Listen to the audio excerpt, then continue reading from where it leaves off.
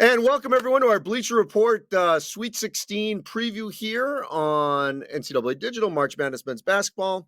I'm Andy Katz. Well, fresh back from Denver, had quite an entertaining final game of the first weekend as Gonzaga came from 10 back down to beat TCU to get to their 8th straight Sweet 16. Drew Timme had an outstanding game. He ends up going to his 3rd straight Sweet 16, which is really remarkable in this current era of college basketball for players to stay in the same school for multiple years. It's just not happening right now. So before we look ahead to the Sweet 16 matchups, I just want to give you a little bit of an umbrella since we last spoke last week. And first off, the first weekend did not disappoint. Thursday, Friday, Saturday, Sunday. We had a historic upset, maybe the biggest upset, as you all know, of all time, when Fairleigh Dickinson beat Purdue 16-1. And as we know, Fairleigh Dickinson shouldn't even been in the tournament. Merrimack won the regular season of the NEC. They won the postseason tournament, and they just weren't even supposed to be there because they weren't even supposed to participate. They were allowed to participate because they were transitioning from D2 to D1, and they won it. And then you got to go to the next team in, and that was FDU. They go to the 16 seeded game in Dayton. They beat Texas Southern, and then even though they had no one even close to 6'7", 6'8", they end up beating Zach Edey, holding him to one field goal in the final 13 minutes, which is unbelievable. And then FDU ended up losing to FAU yesterday. So Cinderella's run in that regard has ended. But FAU by itself, and we'll get to them momentarily, they're a great story. 33 wins in Conference USA. Dusty Mays did an outstanding job, flown under the radar. I know they got ranked at different points this season, but still under the radar for the most part. Obviously, the Princeton run is unbelievable. Princeton's run is even more remarkable by the fact that they held Arizona to 55 points, and then they just led wire to wire against Missouri. Like, that wasn't even an upset. They were the better team from start to finish. So Princeton beat Arizona and Missouri back-to-back. That is significant. Obviously, the Furman-Virginia game was like something we've never seen before. You feel awful for Kihei Clark. You know, he had one of the most historic passes of all time to Mohamed Diakite to send the Purdue game into overtime. In 2019, they ultimately won that. They won the national championship the year after they lost to UMBC in the 16-1. This time, he's got a timeout. All he's got to do is either hold onto the ball, throw it under his own basket, and force Furman to make a play, get fouled, do something. He throws it up in the air, and it's the only thing that could have happened, and a 3 for Furman wins it. Mind-blowing. And then we had a number of other storylines that certainly were out there. I mean, the fact that Alabama and Houston are the only 2 number 1s that advanced. Kansas did not have their head coach, Bill Self, who was recovering from a stent procedure, and they ended up losing to Arkansas to shirtless Eric Musselman. UConn is back. Great win over St. Mary's. And then you've got Indiana falling to Miami, and Miami playing great, looking like a team that could get back to the Elite Eight or maybe beyond in that game in Albany. Creighton upsetting Baylor, playing fantastic in that matchup against Baylor. Texas, think about that storyline where Rodney Terry took over for Chris Beard, who was arrested in December for domestic abuse. The charges were ultimately dropped, and Ole Miss hired him. And yet here's Rodney Terry, still not the full-time job. I've said on this platform, he needs to be hired. It's a joke that Chris Del Conte has not hired him yet. What's he waiting for? You're not going to get a guy that's more connected to that program right now than Rodney Terry. And by the way, he's not some guy that just came and happened to be a GA or something. He's a former head coach. This is his second stint in Texas. He worked for Rick Barnes. He needs to be hired. Oh, and Rick Barnes in Tennessee. How about that run where they have now gotten to the Sweet 16 without their starting point guard, Zakai Ziegler, and yet they throttled Duke, shut them down defensively. And then the other two I got to definitely mention before we get to the matchups, and we'll talk about this. Kansas State is a tremendous story with Keontae Johnson. December 12th, 2020, he collapses when he's at Florida against Florida State in Tallahassee, has to be resuscitated, makes a remarkable recovery, ends up where Florida is not going to let him play, finds a home in K-State. Marquise Noel is his lead guard. They're in the Sweet 16 under Jerome Tang, a longtime assistant at Baylor who gets his first crack, and now he's a National Coach of the Year finalist, and he's got them in the Sweet 16. And then UCLA, they lose the Pac-12 Defensive Player of the Year in Jalen Clark, and here they beat Northwestern into the Sweet 16. Jaime Jaquez is on a mission to get back to the Final Four. Tiger Campbell had a weird line where he didn't score, but was 12 for 12 from the free throw line. So they're another great story. So there's so many along the way over the first 4 days of this tournament. So let's dive into, let's start with the South bracket, and let's look ahead here. So these games are in Louisville. Alabama, with all their distractions, they have been able to play, some of their best basketball of the season. They've got a second gear, no question about it. Javon Quinterly, who, a year and a half ago, had a really crushing injury, and he has come back, played sensational. He had a great game against Maryland. He outplayed Jameer Young. So now you got number one seeded Alabama coming into Louisville to take on a San Diego State team that I thought was kind of undervalued all year. Very good defensive team. Held Furman in check. Also Charleston. That was a real trendy pick. People thought, Charleston 12-5. Let's go with them. So basically it's going to see, and San Diego State was able to score over 70 points against Furman. So they can score, although Matt Bradley's got to do a little bit better job. So if San Diego State can impose its will on Alabama, if they can defend effectively, they can win this game. If this gets into a track meet, I don't think they have a chance, even though they scored well against Furman. Furman is not Alabama. Second matchup, Princeton against Creighton.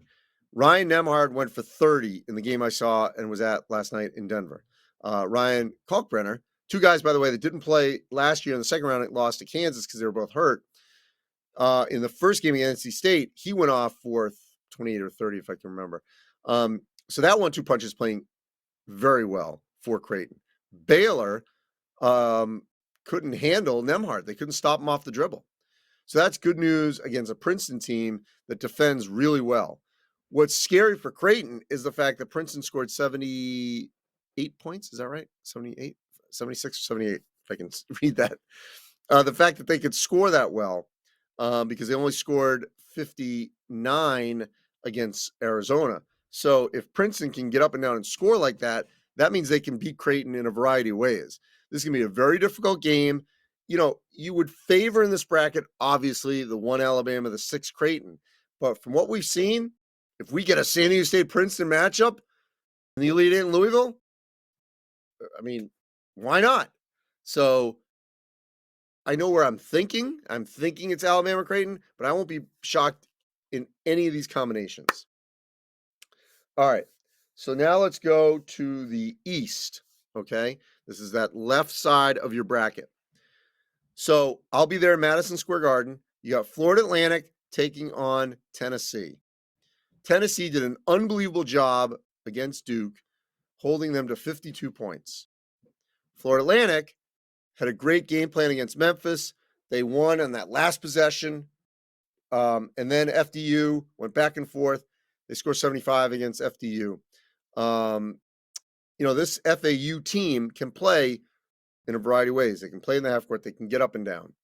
Tennessee is going to want to really throttle them, shut them down. They're going to be very physical. Okay, and that's the question. I saw that quote from Dusty May, and he said essentially he's going to watch Australian rules football to figure out how to go against Tennessee. So we'll see. Again, I would lean Tennessee. This next game is going to be phenomenal. K-State, Michigan State. It's actually the early game at Madison Square Garden on Thursday, but I think it's a great matchup. As I mentioned, Marquise Noel, Kentucky could not keep him out of the lane. Can A.J. Hoggard, Jaden Akins, Tyson Walker, how do they handle him? The matchup of, is it Hauser or Malik Hall, whoever has to deal with Johnson? Neither team has a true anchored post. Their posts essentially just do the dirty work, rebound, screen, rim protect. So this is going to be a guards game. and they're a really good guard wing game, and they're really good perimeter guys on both sides. I think it's pick 'em. I mean, I think K-State will have a good crowd. Michigan State's gonna have a great crowd. I think it's gonna be a great atmosphere Thursday night at the Garden. All right. Before we go to the right side of the bracket, why don't we? I want to see here. Okay, so there's some questions about the right side, so I'll get to those in a minute because we're going to go over it. But Gold says, "Don't pick the Vols." So obviously they do not want me. They think I'm the kiss of death here. So I will not pick your. No, I'm going to pick Tennessee in this. Come on, I'm sorry. All right, so let's go to the Midwest. Let's go to the Midwest bracket so you can see that. This is the upper right quadrant. So we've got number 1 seed Houston against Miami. First off, Houston won in Birmingham against Auburn, comeback win. Marcus Sasser, Jamil Sheed, they looked fine. So there was concern about injuries with that team. Was not a factor. I love the fact that their point total increased 18 points, so almost 20, and they went against a better team, Northern Kentucky to Auburn. That is a good sign for Houston trying to get to their hometown of Houston. These games will be played in Kansas City. Miami had a second gear against Indiana. They struggled against Drake, which is understandable. Drake's pretty good. And Indiana, they were the better team. They were the better offense. They had more options. They pulled away significantly in the latter part of the second half. This, again, I love our Sweet 16 matchups. We may have lost some blue bloods here, but I think we're going to have highly competitive late possession games, and this is one of them. This is going to be a physical game between Houston and Miami, no question. Who do I got? I mean, I'm going to lean Miami, and maybe that's not fair to Houston because I haven't been all in on Houston, and they keep proving me wrong. By the way, we almost got a Houston-Indiana matchup, which would have been Kelvin Sampson against the school that fired him. That would have been a major storyline, certainly in Indianapolis and Bloomington. All right, other matchup, Xavier, Texas. This game is going to be in the 80s. Great offense. Texas, you have Dylan Dessou suddenly scoring well. Sir Jabari Rice has been the best six-man off the bench in this whole tournament. You know, Tyrese Hunter, Marcus Carr, Timmy Allen, all can score. Xavier, Sully Boom, Adam Kunkel, Jack Nungy, Kobe Jones, Jerome Hunter. All these guys can get up and down. Both teams easily could have 5 guys in double figures in the teens. Okay. Again, I'm going to lean Texas, but this game could go either way, and I think we're going to see a game in the 80s, highly entertaining in Kansas City. All right, let's go down to the West, where we have Arkansas against UConn and Gonzaga, UCLA. Okay, first off, first time in Las Vegas for the NCAA tournament. There's been conference tournaments there for years. Ever. These games will be played at T-Mobile Arena. We knew this day was going to happen. Gambling is everywhere. Conference tournaments are in Las Vegas, so why not the NCAA tournament? So you've got the regional there this year, and then in 28, I believe, is when the Final Four will go to the home of the Raiders. So this will be a great atmosphere. First off, Arkansas, UConn. UConn totally ran past St. Mary's. And against Iona, the two games, the bigs rose to the challenge. Dama Sanogo, Donovan Clingan.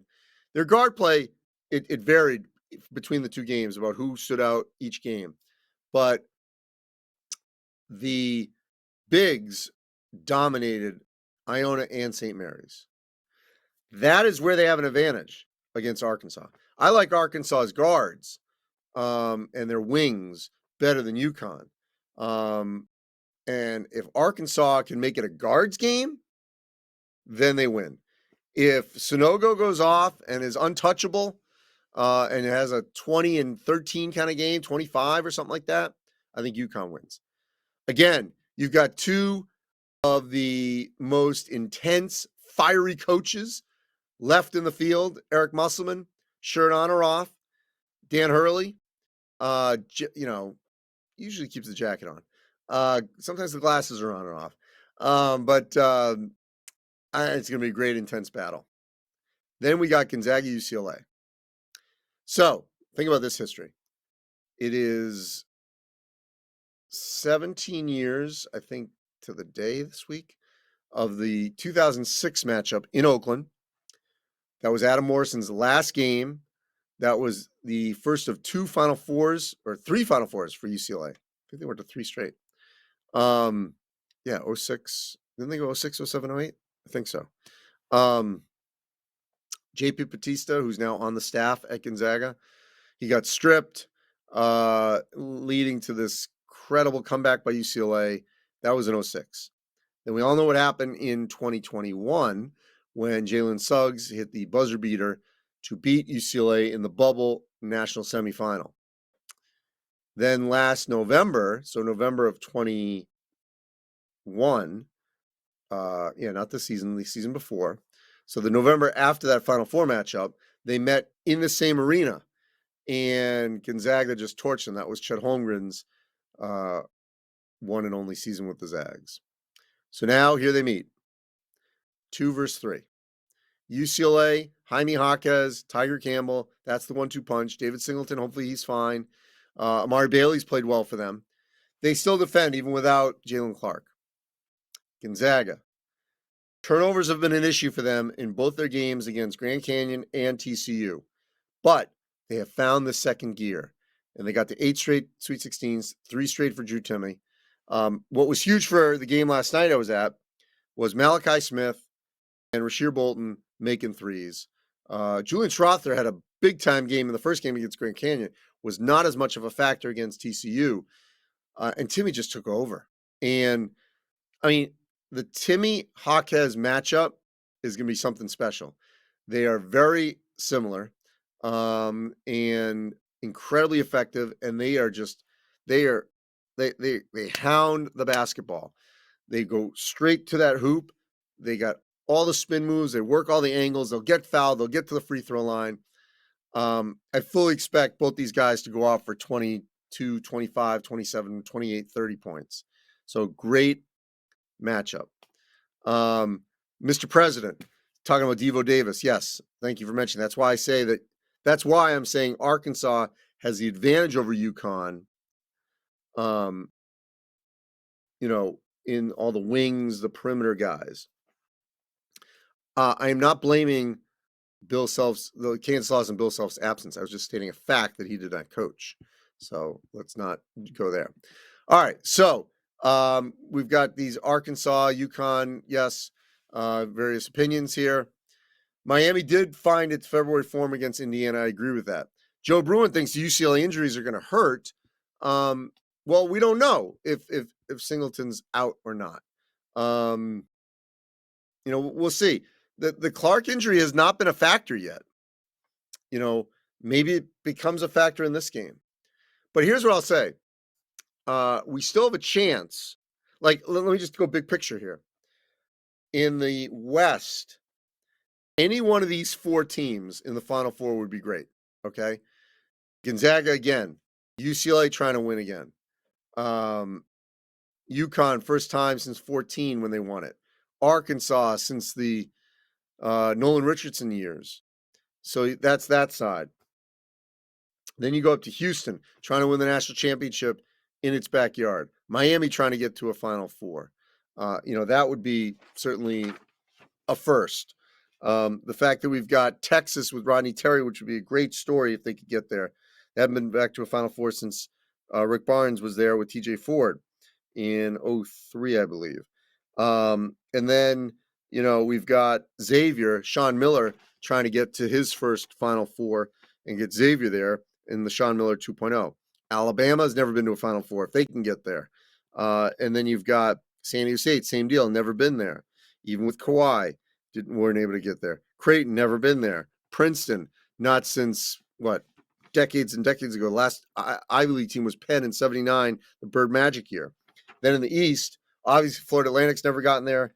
You've got a historic program in K-State that, if they get there, Izzo has been there, I think 7 or 8 times. So that would be remarkable. Everything they've gone through with Spartan Strong. And then Tennessee, Rick Barnes getting to a second one would be another significant step. But yeah, I think Michigan State, it's an unbelievable story, everything that they've gone through, that they've persevered. The only Big Ten team left. And it's easy to root for Michigan State with everything that they've gone through this season. So I'm going to be in New York. It's going to be a really intriguing region. And then we'll see what happens and who gets to Houston. But I'm still very confident that, look at last year, we're going to get 4 quality teams no matter what, because in the 16, we got really good teams. But last year, we had all these upsets, and then we get Carolina, Duke, Kansas, Villanova. So, and a great Final Four. So I think when we chat again, when we know the teams, I feel pretty confident that we're going to have something special. And I think the Sweet 16 will live up to the hype after what we just saw in the first 4, the first round, and the second round. All right. I've been rambling for quite a while here. I appreciate everyone's time. You got Canes winning it all. Obviously the fans are engaged. Love it. Appreciate you guys tracking all our coverage here at Bleacher Report, NCAA Digital, and March Madness Men's Basketball, where I've previewed every game so far. We've done 48 game previews. We'll continue this all the way through, Elite 8 into the Final Four. So you can check all that out on our social media platforms as well. Thanks for engaging with me here. I'm Andy Katz, and we will talk soon here on this very platform.